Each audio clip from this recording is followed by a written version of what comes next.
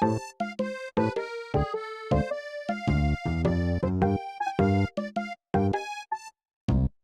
tout le monde, bienvenue dans les actualités animées du futur. Cette semaine, on va parler beaucoup de science-fiction, d'événements à venir et de techniques immémoriales qui reviennent au goût du jour. On commence tout de suite.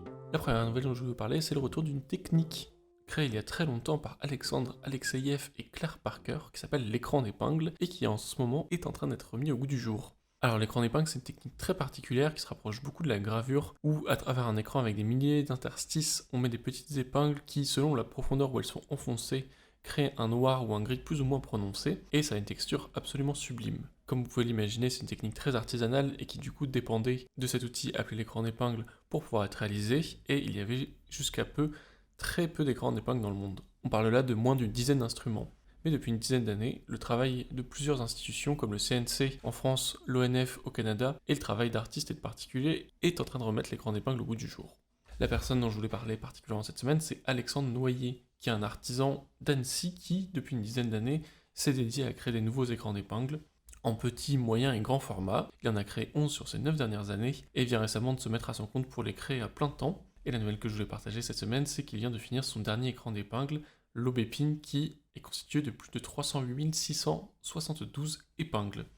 Alors ça, c'est une très bonne nouvelle pour cette technique qui quand même existe depuis les années 30 et n'a pas vu beaucoup de films, mais a en partie été relancée par le travail de Michèle Lemieux, une réalisatrice canadienne qui est venue faire de nombreux workshops en France pour apprendre à des nouveaux artistes à se servir de cet outil. Ce workshop, il a eu lieu il y a quelques années maintenant, et donc en ce moment, on est en train de voir les premiers films des artistes qui ont pu en bénéficier, réalisés pour de bon. Je pense évidemment cette année au très gros succès du film La Saison pourpre de Clémence Bouchereau, qui a fait des très beaux résultats en France, et dont la technique n'est pas pour rien. En grande artiste qu'il a utilisé, on peut aussi citer Florence Miaille avec son film 25 passages des oiseaux, et dans des films plus récents et à venir, je voulais citer également Michèle Lemieux, qui est de retour avec son film Le Tableau, qui sera en compétition à Annecy cet été, et un projet français proposé récemment dans le cadre du Festival de Rennes, de la carcasse à l'extase par Céruise Lopez, qui a l'air d'être un très beau film voulant parler de la danse et de l'isolation à travers la technique de l'écran d'épingle. Voilà, l'écran d'épingle c'est vraiment une technique qui est sublime et qui était bien trop rare et peu utilisée, et c'est donc superbe de voir que le travail joint de nombreuses personnes permet de relancer une technique et de la rendre accessible à nouveau à un public plus grand. En parlant de public plus grand, on va parler un peu de festival avec cette semaine l'annonce de Annecy des nouvelles œuvres en VR, XR, qui vont être projetées dans le cadre du festival. Alors ça ne sera pas moins de 10 œuvres immersives qui vont être disponibles durant le festival, du coup avec des calques de réalité virtuelle. La VR, ça fait une petite dizaine d'années qu'elle a une place plus ou moins présente dans les festivals d'animation et de jeux vidéo. Ça reste une pratique qui est assez marginale, notamment en raison des coûts pour accéder aux films, même si on a vu que l'Apple Vision, récemment proposé par Apple, pouvait dégager encore un certain intérêt dans le grand public, et on pourra donc voir ces films sur place. Toujours intéressant de voir les nouveaux champs d'application de l'animation, écran d'épingle ou réalité virtuelle. Côté Annecy également, nous aurons des rencontres autour du travail de Netflix qui ont été annoncées par le grand diffuseur américain cet été, il y a quelques jours de cela. Et Netflix a beaucoup d'annonces autour de l'animation pour cette année 2024, notamment une diffusion en avant-première du long-métrage japonais Ultraman Rising, prévu pour le 12 juin prochain, des work in progress sur des films assez attendus comme le prochain Wallace et Gromit de Hardman et le nouveau film d'animation Le Crépuscule des Dieux de Zack Snyder, créé par Xylam en France. On aura aussi plusieurs rencontres artistiques et apparemment des annonces autour de la série Arcane qui revient pour saison 2 en octobre prochain, une série qui avait eu un grand succès international et donc qui est très attendue au tournant pour son retour sur la plateforme. Pas d'annonce particulière autour du film de Sylvain Chomet, Marcel et Monsieur Pagnol, qui devrait plutôt faire parler de lui en 2025. L'autre sélection de festival dont je voulais parler, c'est la suite des sélections d'Annecy. Je m'excuse et je fais un erratum de la semaine dernière où j'avais dit que la sélection de Cannes était très faible cette année en animation et c'était en fait en raison d'une annonce en plusieurs parties de la part du festival et finalement on aura donc plusieurs longs métrages d'animation à Cannes, ce qui me réjouit particulièrement. En grande sélection officielle, ce qui n'était pas arrivé depuis bien longtemps, Valse avec Bachir, il y a une quinzaine d'années de cela, ce sera le film de Michel Hazanavicius, La plus précieuse des marchandises, film dont on parle beaucoup pour ses hauts budgets, la présence d'un réalisateur du live très connu, mais aussi son ambition de raconter une histoire sous la forme de conte durant la Seconde Guerre mondiale, qui sera projeté du coup dans la sélection officielle. En sélection Un certain regard, on aura un long métrage de Kins Zilbalodis, qui est un film à la fois letton et français, qui va nous parler de l'histoire d'un chat dans un monde post-apocalyptique, assez proche du style du réalisateur qui avait déjà produit il y a quelques années de cela Away, un film réalisé quasiment en solitaire qui avait fait mal parler de lui. On attend donc sa deuxième création avec impatience. Autre sélection de films hybrides, mais cette fois-ci à la quinzaine des cinéastes, c'est Les Hyperboréens de Cristobal León et Joaquín Cochina, qui va être un film d'horreur et d'animation dans la lignée de leur long métrage précédent La Casa Lobo. Et pour l'instant, très peu d'informations sont venues, à part des visuels assez étranges mêlant photographie, gravure et collage. Un film résolument alternatif, dont on verra la qualité dans les semaines à venir. Ce ne sont que des nouveaux moyens d'expression. En nouvelle très courte, mais tout de même intéressante si on s'intéresse à la programmation des chaînes télé, c'est une nouvelle qui nous vient d'Angleterre par la BBC qui annonce reprendre des productions d'animation, notamment sur sa chaîne BBC 3, où va être proposé d'ici peu un court-métrage hybride très court autour de l'Eurovision, qui s'appellera Galaxy Dance, qui proposera une version futuriste de ce que pourrait être l'Eurovision si l'ensemble de l'univers y participait. C'est un tout petit court-métrage pour le moment, mais derrière c'est toute une mécanique de soutien du cinéma d'animation par une très grande chaîne publique britannique, qui pourrait permettre de refinancer des productions d'animation pour les années à venir, ce dont a beaucoup besoin le cinéma anglais en ce moment. Donc à la manière d'un France Télévisions qui investirait plus dans l'animation, c'est un bon signe pour la création à l'international.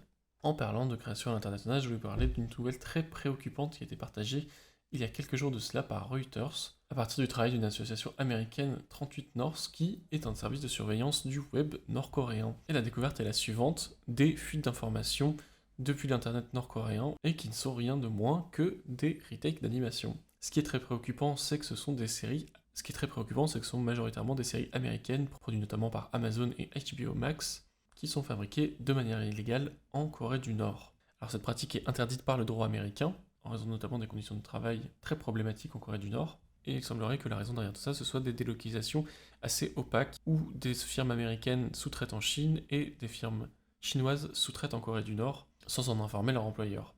Derrière tout ça, évidemment, ce sont des motivations économiques de fabriquer le plus possible au taux le moins cher, que des séries à grand succès américaines soient animées dans un pays qui est une dictature. Pour l'instant, l'enquête est en cours, mais de nouvelles informations devraient arriver dans les semaines à venir. Je voulais aussi remettre dans un contexte cette nouvelle, pour vous dire que ce n'est pas juste les Américains et la Chine qui ont des mauvaises conditions de travail, car en France aussi, on a eu recours au travail nord-coréen pour des productions françaises. C'était une pratique qui avait plutôt lieu dans les années 80-90, quand les entreprises françaises sous-traitaient en Corée du Nord de manière très assumée. On peut notamment citer le long métrage de René Laloux Gandahar, qui a été produit entièrement en Corée du Nord, pour des raisons économiques. Et si cette histoire vous intéresse, vous pouvez également consulter l'ouvrage Pyongyang de Guy Delisle, dans lequel il raconte son expérience de superviseur d'animation dans des studios nord-coréens. Animation et délocalisation, c'est une histoire de longue date malheureusement, même si heureusement ces dernières années, les institutions publiques françaises, comme le CNC et les aides régionales, ont permis de relocaliser une grande partie des productions en France et en Europe. Mais il ne faut pas oublier le passé pour qu'il ne se reproduise pas. Parlons maintenant un peu du futur avec des projets Kickstarter passés et à venir, en commençant par le projet de court-métrage Naledi, une coproduction Afrique du Sud-France dédiée au portrait de l'athlète fictionnel Naledi qui doit participer à une compétition de course à pied quelques mois après s'être remis d'une grosse blessure. Un court-métrage réalisé par Lola Ekins et qui va donc nous parler de psychologie, de sport et de performance. Pour l'instant, nous avons un premier trailer sur Kickstarter en animation 2D qui est assez réussi et la campagne de dons demande pour le moment une somme de 10 000 $ pour réaliser l'animatique du film qui devrait durer 15 minutes et espérer montrer jusqu'aux 50 000 $ qui lui permettraient de réaliser l'entièreté du film. Je suis personnellement pas un gigantesque fanat de films sur la performance sportive. Personnellement, je trouve que ça diffuse des images de héroïsation de la performance qui parfois me dérangent un peu, mais le projet a l'air assez prometteur, et si le pitch et les images vous plaisent, n'hésitez pas à aller soutenir le projet directement sur Kickstarter. En parlant de projets soutenus, je voulais te parler de 2 projets évoqués ici durant les dernières semaines qui sont arrivés à leur terme. Le premier, c'est Tale of Alice Rion saison 3, qui s'est conclu il y a quelques jours de cela en atteignant une somme de 45 000 $, qui devrait permettre de financer les 2 premiers épisodes de la saison, mais pas l'intégralité, donc une demi-victoire. Et l'autre projet coup de cœur lui est arrivé à un succès total, c'est Manwu, le court-métrage d'animation horrifique nigério-américain par Zoma Studio, qui s'est donc conclu avec la somme réunie de 68 211 $, qui permettront de financer l'intégralité du film. On devrait donc avoir des nouvelles de ces projets dans les années à venir, une fois qu'ils seront conclus. En tout cas, il est intéressant de voir que le financement participatif continue de soutenir des projets alternatifs. Sur le sujet des productions alternatives, je voulais également vous signaler que la web-série The Amazing Digital Circus de jeux télévisés horrifiques dans un style weirdcore que j'apprécie reviendra donc pour l'ensemble de sa saison 1 à partir du 3 mai prochain sur YouTube. Je le rechroniquerai ici à nouveau. En parlant de soutenir des artistes, je voulais vous rappeler que nous sommes à la mi-avril et que du coup, si vous êtes intermittente du spectacle, vous pouvez demander auprès d'Audience vos congés spectacles à partir du mois de mai prochain. Les congés spectacles, c'est une caisse qui est remplie par les cotisations employeurs à chaque fois que vous remplissez une mission salariée auprès d'LE, et vous pouvez donc en bénéficier une fois de l'an pour prendre vos congés durant une période d'inactivité. C'est une démarche très rapide et qui permet vraiment de se renflouer pendant une période où on ne travaille pas. Vous pouvez les poser du 1er mai au 31 mars prochain, et selon vos cotisations, cela peut constituer une rondelette somme. En tout cas, vous cotisez pour, donc n'hésitez pas à aller en bénéficier si vous êtes actuellement intermittent du spectacle en activité. Toute petite nouvelle sur la préservation historique des films, je voulais signaler que deux fondations américaines, The Film Foundation, créée par Martin Scorsese, et la fondation de Seth MacFarlane, allaient collaborer pour rénover des anciens courts-métrages d'animation du début de siècle dernier, c'est-à-dire récupérer les images, les retravailler, la colorimétrie et la netteté, et en produire des versions remasterisées. C'est un travail de préservation qui est très important, et c'est bien que des grands noms du cinéma américain usent de leur influence, de leur argent pour préserver l'histoire de l'animation. Cela concerne entre autres de nombreux courts-métrages des frères Fleischer, donc je m'en réjouis particulièrement. On va enchaîner cette émission avec la section Les belles images de cette semaine, et comme je vous le disais, la thématique de cette semaine, niveau long-métrage, ça va être la science-fiction. Je voulais donc évoquer avant ça quelques courts-métrages de science-fiction, d'animation, qui ont piqué mes intérêts ces dernières années. On va commencer avec le long court-métrage de Titouan Bordeaux, Bye Bye Elida, très réminiscent des œuvres de Miyazaki et de Ghibli, où on suit l'ensemble d'un écosystème d'un désert, animaux, plantes, minéraux et formes de vie non identifiées, qui vont croiser leurs errances pendant une quarantaine de minutes et montrer un portrait assez étrange d'un monde tout à fait alien. C'est un court-métrage qui est plutôt contemplatif et qui se savoure avec ses fragments d'animation et son sound design très curieux, et qui est disponible entièrement sur Vimeo depuis une petite année. C'est un film un peu qui te double où soit vous adorerez son charme, soit vous vous ennuierez profondément, mais l'expérience vaut le coup d'être essayée. Autre film coup de cœur de ces dernières années pour moi, c'est un film des Gobelins, Gloire à mer 40 000, détournement évidemment de la saga Warhammer 40 000, qui est un film qui parle de l'hybridation, le transhumanisme et la perte de but, car cela nous parle de la mélancolie d'une guerrière immortelle qui a sacrifié son corps et son humanité pour réussir à sauver le monde, mais une fois le monde sauvé, la voilà tout à fait désœuvrée et incapable de se réintégrer à la société, car son corps est devenu celui d'une machine de guerre. C'est un film au graphisme très surprenant, mélangeant animation 2D, 3D et décors style aérographe, et une curieuse expérience de visionnage. C'est réalisé par Visan Pistien, Armand Gox, Florian Dechelle, Marine Corbineau, Alexis Maurice, Tom Rameau et Valentin Giuli. C'est un film vraiment de niche, mais que j'apprécie personnellement beaucoup. Autre projet de très court métrage, c'est un clip cette fois-ci pour le groupe Stuck in the Sound, c'est Let's Go de Alexis Beaumont et Rémi Gaudin. C'est de la science-fiction plus proche de nous car cela nous parle du parcours d'un jeune homme qui est prêt à tout pour devenir astronaute et aller sur la Lune, c'est son rêve d'enfance, mais qui au cours de sa vie se métamorphose de plus en plus en un homme entièrement dénué de sentiments et une simple machine d'ambition, ce qui va devenir particulièrement absurde quand il va se rendre compte que toutes les personnes qu'il connaît sur Terre ont disparu suite à un accident mondial. C'est un film très court, très ironique, qui parle assez bien de l'ambition débordante, et personnellement j'aime bien son animation très expressive et son mélange de photographie pour constituer les décors du film. C'est une petite expérience courte mais rigolote. Un film d'animation français culte autour de la question du transhumanisme, c'est I Want Pluto to be a Planet Again de Marie Amachukeli et de Vladimir Mavounia-Kouka. C'est un film qui a une dizaine d'années, mais qui avait plutôt marqué à l'époque, car il raconte l'histoire d'un homme qui se sent inférieur dans une société séparée entre deux catégories, les H+, et les H-. Les H+, sont immortels, ont un corps augmenté de robots, et les H-, elles, doivent vivre avec leur humanité défaillante. Mais notre héros est tombé amoureux d'une H+, et est prêt à tout pour la rejoindre. C'est un film qui parle assez bien de l'hyper-performance, le besoin de se sentir toujours plus fort que les autres, et la perte d'humanité qui va avec ce chemin vers la perfection, et dont le graphisme 2D au trait, très français, crée une impression assez forte au visionnage, un petit film assez significatif dans la production française.